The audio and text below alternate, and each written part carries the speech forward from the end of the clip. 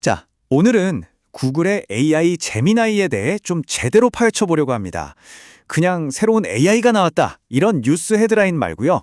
제미나이를 완전히 다른 레벨의 AI로 만드는 그 속을 들여다보면 보이는 핵심 기술, 딱 세 가지를 짚어볼 겁니다.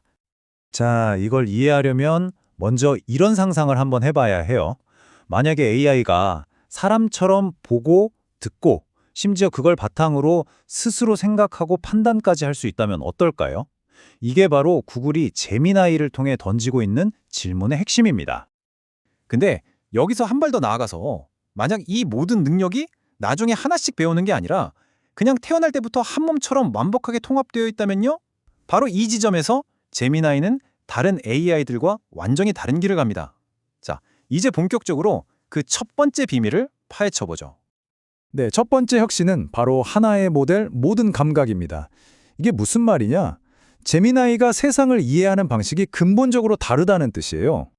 이걸 네이티브 멀티모달리티라고 부르는데요. 말이 좀 어렵죠. 쉽게 말해 기존 AI들이 글만 읽을 줄 아는 뇌에다가 카메라랑 마이크를 나중에 달아준 형태였다면 제미나이는 처음부터 눈, 코, 입, 귀를 모두 가진 완전한 하나의 존재로 태어났다는 거예요. 바로 이 차이가 엄청난 결과를 가져옵니다. 이 표를 보시면 딱 감이 오실 텐데요. 다른 모델들은 텍스트를 기반으로 다른 기능들을 추가한 방식이라 데이터를 따로따로 순차적으로 처리하거든요. 근데 제미나이는 그냥 처음부터 하나예요. 이걸 비유하자면 어릴 때부터 한국어랑 영어를 같이 써서 완벽하게 구사하는 원어민하고 성인이 돼서 학원에서 영어를 배운 사람의 차이라고 할 수 있죠. 그 자연스러움과 깊이가 아예 다른 겁니다.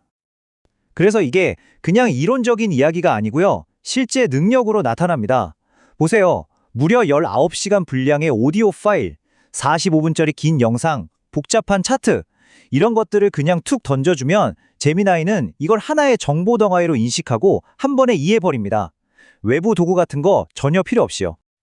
자, 이렇게 세상을 통째로 받아들일 수 있는 감각을 갖췄어요.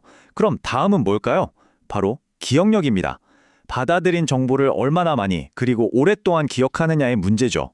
제미나이의 두 번째 혁신, 바로 이 방대한 기억력의 비밀을 한번 들여다보겠습니다. 그 비밀은 바로 전문가 혼합, 영어로는 모의라는 기술에 숨어 있습니다. 이것도 간단히 설명해 드릴게요.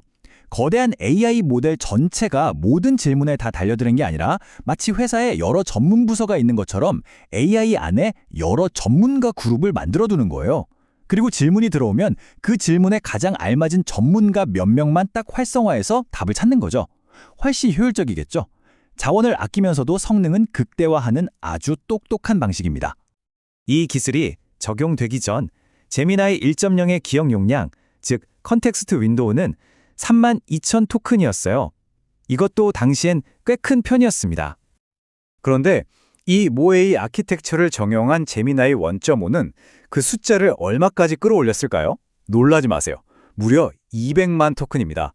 32,000에서 200만.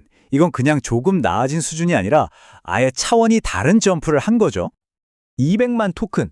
이게 숫자로만 들으면 감이 잘 안 오잖아요? 이 표를 한번 보세요. 이게 어느 정도냐면 해리포터 같은 장편 소설 8권을 통째로 입력하고 그 내용에 대해 대화할 수 있고요. 22시간짜리 오디오 파일, 그러니까 거의 하루치 녹음 분량을 한 번에 듣고 요약할 수 있는 수준입니다. 5만 줄짜리 복잡한 코드 뭉치를 통으로 분석하는 건 물론이고요. 정말 말도 안 되는 기억력이죠. 자, 정리해볼까요? 제미나이는 이제 사람처럼 세상을 느끼는 감각과 책 수백 권을 한 번에 외우는 기억력을 갖게 됐습니다. 그럼 마지막 퍼즐 조각은 뭘까요? 맞습니다.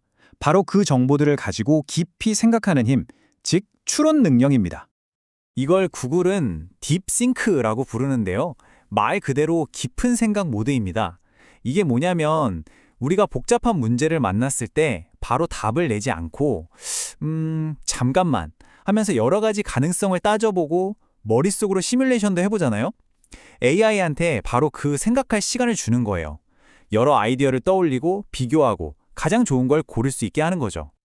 그럼 이 생각할 시간이 실제로 효과가 있느냐? 이 그래프를 보시면 바로 알 수 있습니다. 엄청나게 어려운 수학 문제를 푸는 테스트인데요. 그냥 제미나이 T.5한테 풀게 했을 때도 31.6%의 정답률을 보였는데 깊은 생각 모드를 쳐줬더니 정답률이 60.7%까지 거의 2배로 뛰었습니다. 생각할 시간을 주는 것만으로 문제 해결 능력이 폭발적으로 좋아진 거죠. 이게 단순히 벤치마크 점수만 높은 게 아닙니다. 실제 사례가 있어요. 세계적인 대학생 프로그래밍 대회에서 어떤 인간 천재팀도 풀지 못했던 문제를 제미나이가 해결해냈다는 보고가 있었습니다. 이건 AI가 특정 영역에서는 이미 인간의 지능을 넘어서기 시작했다는 아주 강력한 신호라고 볼 수 있겠죠.